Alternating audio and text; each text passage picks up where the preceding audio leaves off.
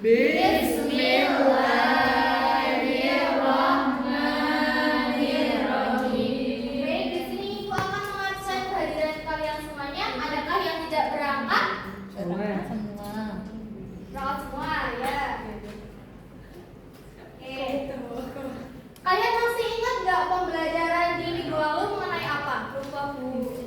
Lupa, oke. Nah, jadi pembelajaran minggu lalu itu kan mengenai ibadah haji. Nah, sekarang kita akan mempelajari mengenai ketentuan ibadah umroh. Nah, ibadah umroh sendiri itu merupakan ibadah kita kalau berkunjung ke Baitullah seperti itu ya. Adakah yang di sini ingin umroh? Saya. Semoga kita semua nanti ditakdirkan oleh Allah bisa melaksanakan ibadah umroh, ibadah haji. Amin.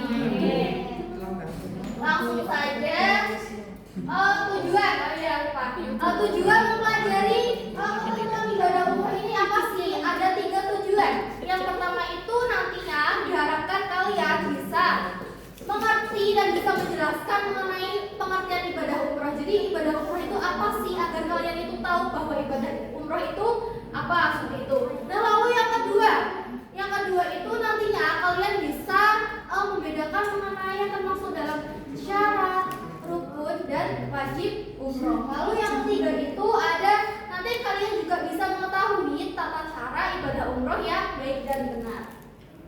Nah, langsung saja masuk ke materi.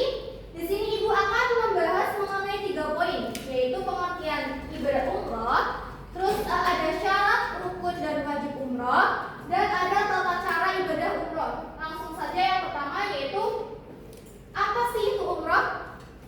Ada yang tahu? Apa sih itu ibadah umroh?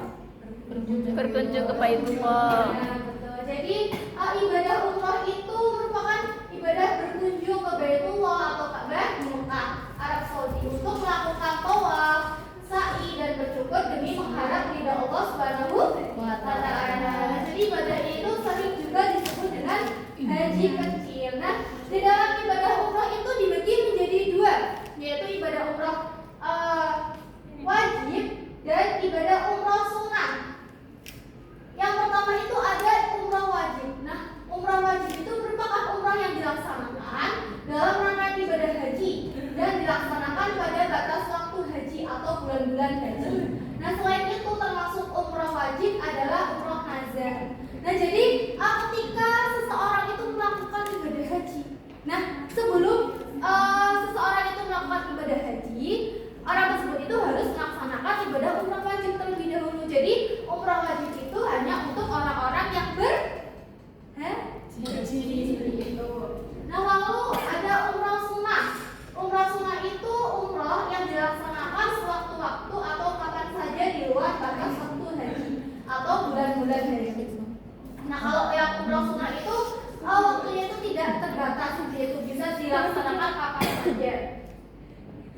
Nah, setelah membahas mengenai pengertian umroh dan macam-macam ibadah umroh, kemudian Ibu akan menjelaskan mengenai syarat umroh. Nah, syarat-syarat umroh ini tuh dibagi menjadi 5. Bisa dibaca bareng-bareng yuk. Yang pertama apa syaratnya? Islam. Yang kedua? Beri. Yang ketiga? Berangkat. Yang keempat? Merdeka. Dan yang kelima? Istiqomah atau mampu. Ya. Kemudian selanjutnya ada setelah syarat umroh, ibadah umroh, kemudian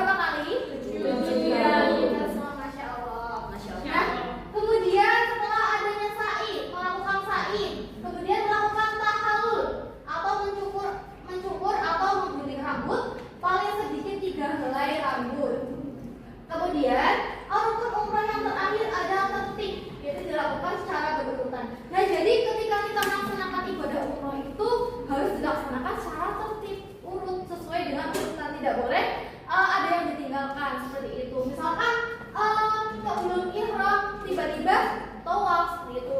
Nah, itu tidak boleh. Nanti umrahnya itu tidak sah.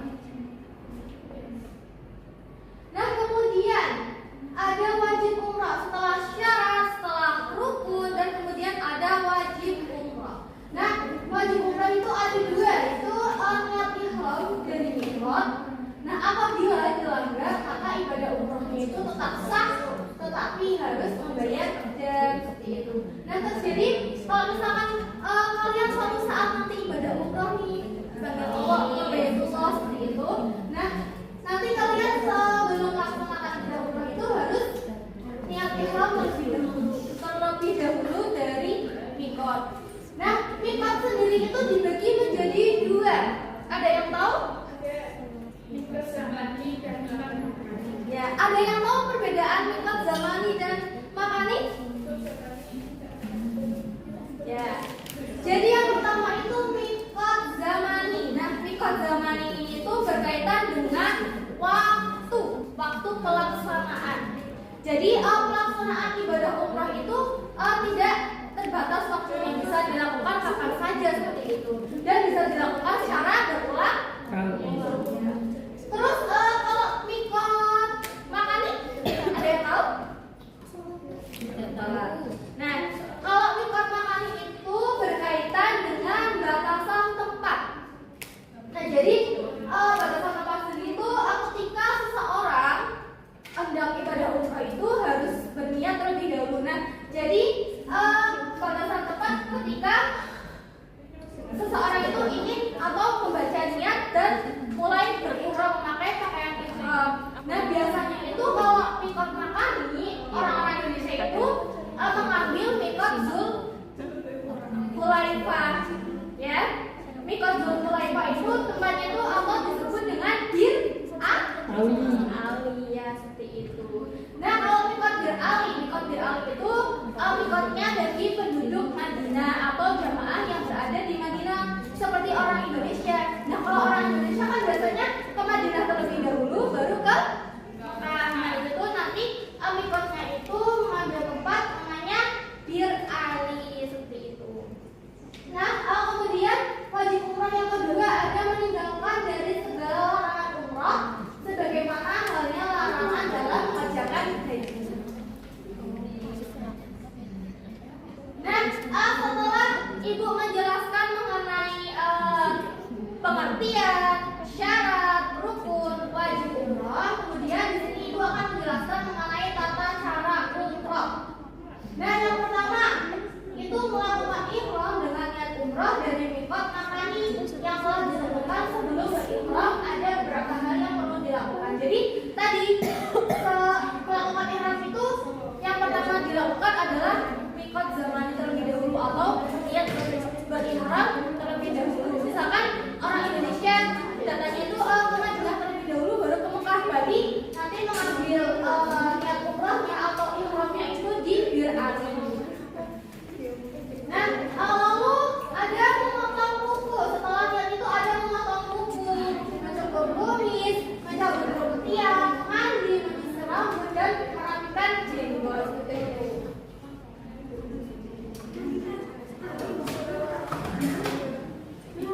Nah, kemudian tata cara yang berikutnya ada yang ketiga itu mengganti pakaian biasa dengan pakaian ihram.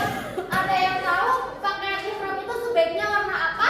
Iya, betul. Nah, terus kemudian ada mengerjakan sholat sunnah 2 rakaat. Nah, setelah melaksanakan tata cara yang pertama tadi, setelah melakukan hal-hal tersebut di atas, barulah memulai dengan mengucapkan niat. Mari kita baca niatnya bareng-bareng ya. Bismillahirrahmanirrahim. Nawaitul umrata wa ahramtu biha lillahi ta'ala. Labbaik Allahumma bi umrah. Nah, lalu setelah membaca niat, baru masuk ke Masjidil Haram untuk melakukan tawaf sebanyak 7 kali putaran. Nah, yang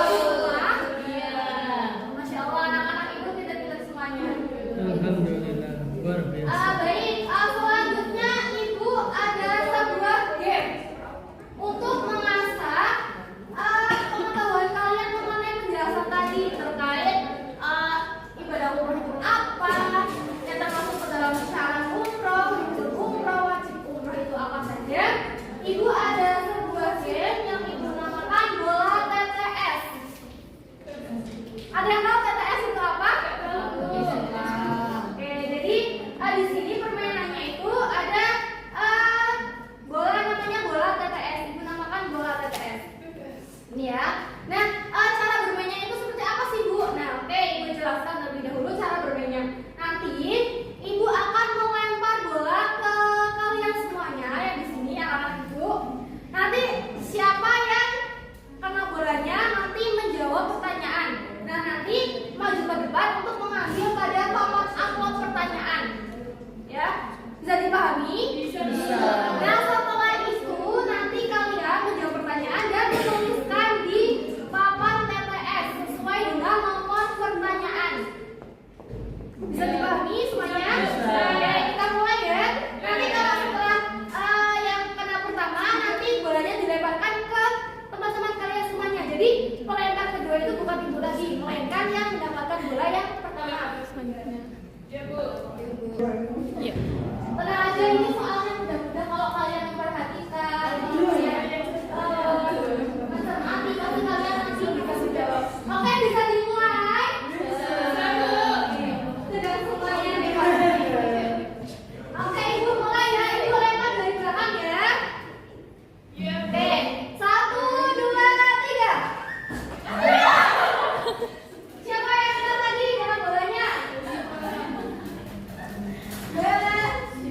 Syifa. Oke, bisa maju nggak Syifa?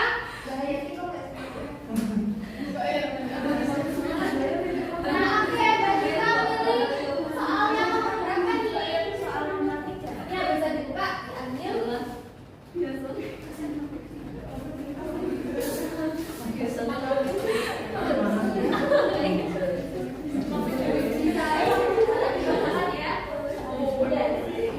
Umroh dari setiap orang Islam yang mampu.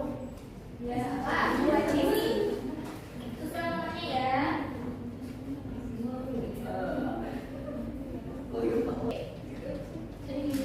Mbak Syifa boleh dilempar ke temannya? Oke, siapa yang kena?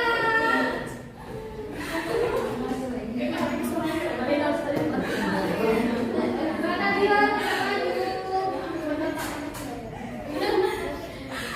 Bisa pilih mana pertanyaannya apa satu. Oke, bisa diambil. Dibacakan soalnya salah satu rukun yang dilakukan oleh Safa dan Marwah adalah Sani. Bisa diisi teman-temannya.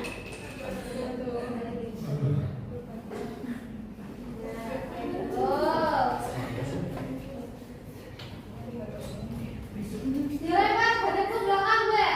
Ini, Mbak.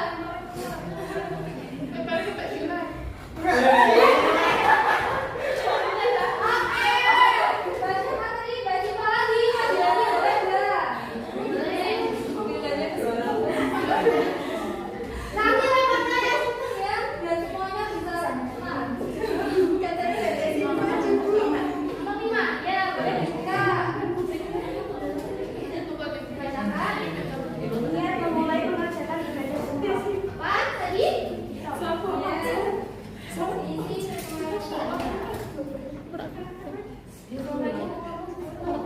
Oral.